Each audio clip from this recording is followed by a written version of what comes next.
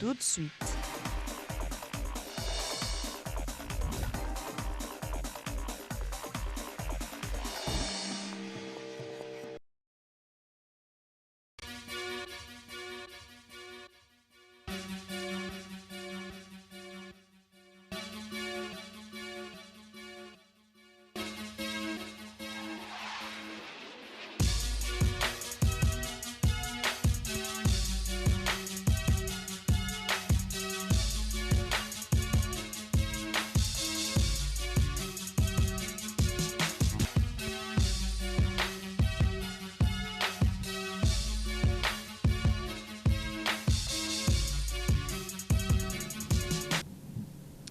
Trois clubs de la Ligue nationale de football se sont qualifiés pour la phase de groupe de la Coupe de la Confédération, une qualification obtenue le mercredi dernier lors du match des barrages retour de la CEDECAF. En Ligue nationale de football, Lubumbashi Sport et l'AS Dauphin Noir se sont neutralisés par le score de 2 buts partout. C'était dans l'après-midi de ce jeudi au stade Gaëtan Kakouji des Jolis Sites. Les autres résultats de la journée, les rendez-vous prochains vous seront donnés dans ce journal que nous avons l'honneur de vous présenter. Alors, mesdames et messieurs, et dès partout vous êtes, vous faites bien de suivre Nyota Télévision. Ouvrons ce journal par le football féminin. Mamelodi Sundowns disputera sa deuxième finale en Ligue des champions féminine. Invaincue depuis le début de la compétition, les Sud-Africaines veulent remporter leur deuxième titre continental et ça sera face à Asfar du Maroc. La finale est prévue pour le dimanche 13 novembre prochain. Esther Kassonde nous en dit plus. Championne en titre de la dernière Ligue des champions féminine, Mamelodi Sundowns ne fait pas les choses à moitié.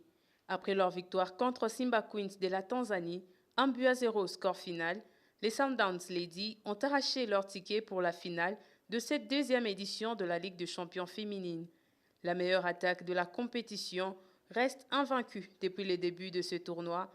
Wadi Degla, Football Club féminin Mazembe de la RDC et Baelza Queens sont tous tombés face aux filles de Jerry Chabalala. Sundowns croisera donc en finale le dimanche 13 novembre à Asfar, qui a également fait un sans faute depuis le début de cette Ligue de champions africaine féminine. Avec un total de 13 buts marqués en 4 matchs joués, Sundowns est bien parti pour remporter cette deuxième édition de la Ligue de champions face à Asfar. Mais tout va se jouer le dimanche prochain au Maroc. En C2CAF, chez les messieurs, les Corbeaux de Mazembe ont arraché leur qualification pour la phase finale, la phase de groupe de la Coupe de la Confédération le mercredi dernier à Durban et c'était face à Royal AM. Mazembe s'est imposé par le score de 1-0 grâce à la réalisation de Adam Bossou et l'équipe de Moïse Katumbi a regagné Lubumbashi dans la matinée de ce jeudi 11 novembre 2022. Une foule attendait l'équipe de Mazembe à l'aéroport de la Loano avec des ovations. Un reportage signé Gentis Mutombo Mousfil. Même dans l'enfer de Durban, les corbeaux ont su voler sans se brûler les ailes. Après une soirée de football agitée, durant laquelle Pamphile Miayo et ses hommes ont mis Royal AM les deux pieds à genoux, le TP Mazembe a repris son avion pour rentrer au Bercail dans la matinée de ce jeudi. Dans les airs vers Lubumbashi, en passant par Johannesburg, certains ont pu profiter d'un petit repos et d'autres savourer encore la qualification en phase de groupe de la CEDECAF.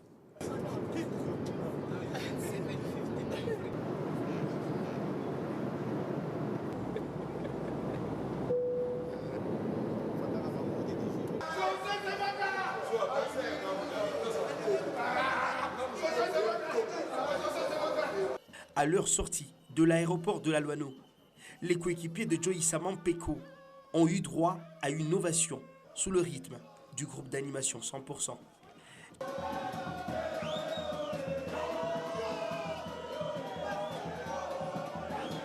Quelques félicitations. Pamphile Miayo le sait bien, son équipe était partie à Durban, a vu et a vaincu un club qui a tout fait pour gâcher l'aventure des Corbeaux en Coupe de la Confédération.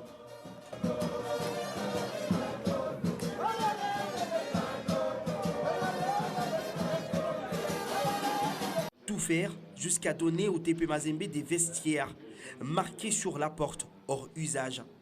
En d'autres termes, impossible à utiliser. Orchestrer le vol des biens en forçant le vestiaire du TP Mazembe pendant que le match était en cours. Truquer le résultat du test Covid avant-match. Tout ça pour finalement se plier à la toute-puissance de Mazembe. Les Corbeaux ont été intraitables collectivement. Ils ont joué avec leur cœur et ont montré énormément du caractère pour un magnifique succès au Moses Mabida Stadium. Il est le premier club congolais à valider son billet de qualification pour la phase de groupe de la Coupe de la Confédération africaine. Lui, c'est le FC Santelwa Lupopo. L'équipe d'Outre-Tinel a éliminé les Burkinabés de Kadiogo par le score de 1-0 grâce à la réalisation de Jean-Marc Makusu Mundele. La rencontre a eu lieu le mercredi dernier au stade de Martyrs de la Pentecôte. Le résumé est à suivre dans ses commentaires de Narcisse Pueto.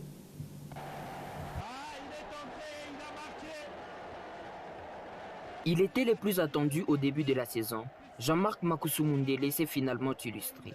Rentré en cours de jeu à la place du capitaine Patou Kabankou, l'avant-centre des cheminots a inscrit les buts libérateurs.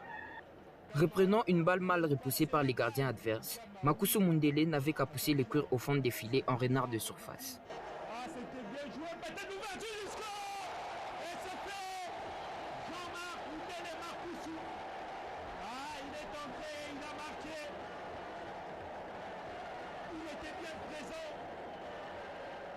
Grâce à sa réalisation dans ses matchs retour face à Kadiogo du Burkina Faso, les FC Saint-Éloi Lupopo se qualifient pour la phase de groupe de la Coupe de la Confédération. Les hommes de Mohamed Magasuba ont accompli la première mission, celle d'atteindre la phase de groupe avant de connaître ses adversaires pour la suite de la compétition continentale. En renard de surface est toujours présent. On le disait, il s'en manquait cet attaquant. Suite à sa victoire de 2-1 face à Flambeau du Centre, le Daring Club Motema Pembe devient le troisième club congolais à se qualifier pour la phase de groupe de la C2 CAF. La rencontre a eu lieu au stade de Martyrs le mercredi dernier. Huguette Deborandala nous propose les résumés. Suivez. Les réalisations des Verts et Blancs de Kinshasa sont à mettre à l'effectif de Bofafaka et de Mpiana Mozizi. Les Immaculés ayant déjà de l'avantage sur son adversaire ont déroulé sans pression. Plus facile, un match où les attaquants de Vert et Blanc ont facilité la tâche d'un club Motema Pembe. Flambeau en face n'avait rien à perdre et ne s'est pas ramené dans la capitale congolaise complètement abattu. Après la réduction du score par les Burundais sur penalty, Daring Club Motema Pembe n'a pas cédé à la pression et sont revenus pour arracher un autre succès à domicile. Grâce à cette victoire des 2-1, Daring Club Motema Pembe se qualifie à nouveau pour la phase des groupes pour tenter de faire bonne figure comme il y a 2 saisons. Voilà qui rassure les Immaculés, la confiance renaît chez Daring Club Motema Pembe et avec cette victoire, c'est peut-être les débuts de quelque chose de bien en compétition africaine pour les Congolais. Carrément qui veut tout dire, hein, qui parle, qui refuse d'ailleurs des actes de pédophilie dans le football. Et la Renaissance sportive des Berkane est éliminée en Coupe de la Confédération après son nul match des 0 buts partout face à l'US Monastir, une équipe tunisienne. Au match aller, le Marocain s'était incliné face au même adversaire par le score de 1-0. C'est en résumé que signe Sam Kambwe. La Renaissance sportive des Berkane, tenant du titre de la Coupe de la Confédération édition dernière, s'est fait surprendre par l'US Monastir.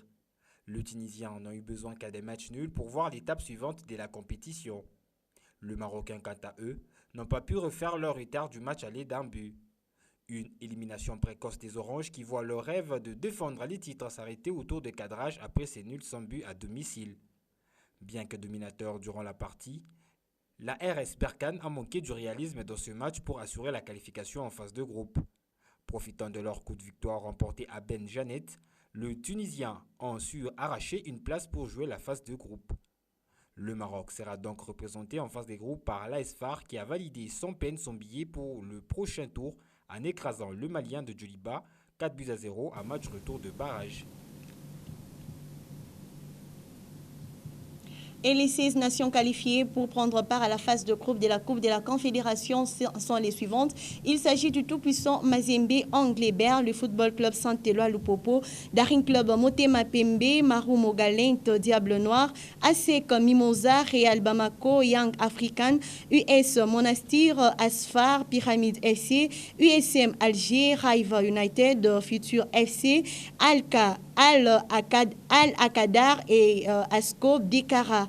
Le tirage au sort de la phase de groupe aura lieu le mercredi 16 novembre prochain au Caire.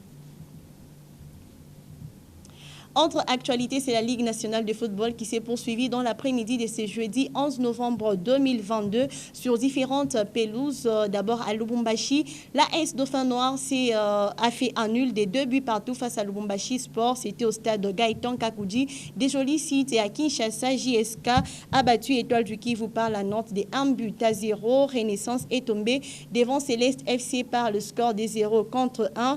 Et les rendez-vous de ce 13 novembre 2022.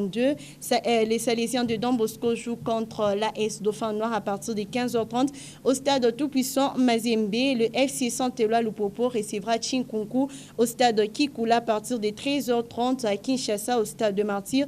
La Sekouya jouera Étoile du Kivu à partir de 13h juste. JSK jouera Vita Club à partir de 17h juste, mais bien avant cette rencontre, Céleste FC jouera Daring Club Motema Pembe à partir de 15h juste.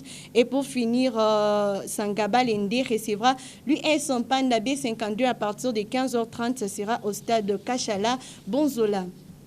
En Ligue 2, déjà le samedi 12 novembre 2022, au stade de Mazembe, Manga jouera contre CS Lualab à partir de 13h juste. EcoFoot croisera FC Montillon à 15h juste. Et le dimanche 13 novembre, l'AS New Sogère recevra Scom Mikishi à partir de 13h juste au stade tout-puissant Mazembe. Kilimanjaro jouera FC Étoile Jaune à partir de 13h juste. Ce sera au stade Kikula. On va finir ce journal par l'entente urbaine de football de Lubumbashi qui se poursuit d'ailleurs ce vendredi 11 novembre 2022, déjà à 12h juste. Génération jouera contre Warrior AC à 14h. La CI Makafubu croisera FC Kindele à 16h juste. Atari jouera contre Red Eagles. Des jolis sites, ce sera au terrain Mumbunda de la Jikamine. Et ce sera même la fin de ce journal. Mille merci à vous, mesdames. Mille merci également à vous, messieurs, de l'attention particulière que vous avez accordée à ce journal. Déjà à partir de ce vendredi, retrouvez Esther Kassonde pour le compte des Sport Stars. Et pour ma part, je vous dis au revoir et à très bientôt.